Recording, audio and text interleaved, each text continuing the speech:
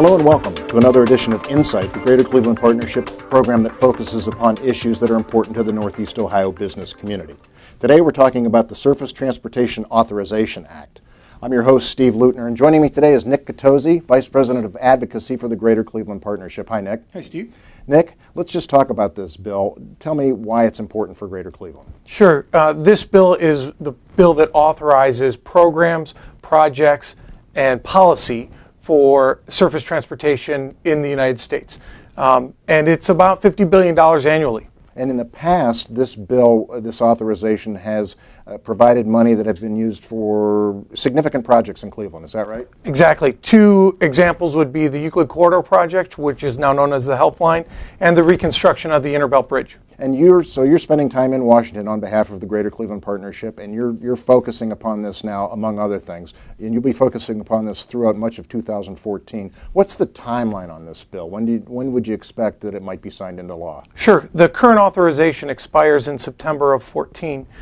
So Congress has already started working on the bill. The House Transportation Infrastructure Committee held its first hearing in January. They've also formed a special panel to look at public-private partnerships and project delivery, how can it be expedited. And we expect that there'll be additional hearings going forward. And in the meantime, we are talking to members of Congress from Ohio and beyond about the importance of policy and how it impacts projects, not only here but across the country. Are there areas or projects where you're focused upon, where you'd like to see this money spent? Maybe that's a little early for that question, but are there areas that you're looking at already? Well, that's just it. It's a policy-driven, it's going to be a policy-driven authorization where in the past it's been project-driven. But we see that it's incumbent on us to take that policy and weave the Washington maze so that we can result in projects that will be beneficial to Northeast Ohio. Any examples, any specific examples of what might?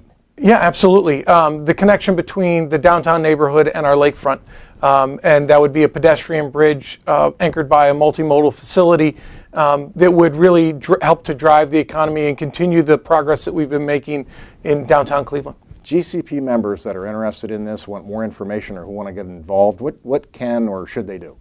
We'd recommend that they reach out to their members of Congress, tell them that this legislation is important, not only to the business community, but to them as citizens. If they don't know who their member is or how to contact both of our senators, they can go to gcpartnership.com, our website, and click on the advocacy tab, and the information will be there. gcpartnership.com. That's correct. Thanks, Nick. Thanks, Steve. And thanks for watching another episode of Insight. In the months ahead, we'll be examining even more issues that pertain to the Northeast Ohio business community. Thanks again.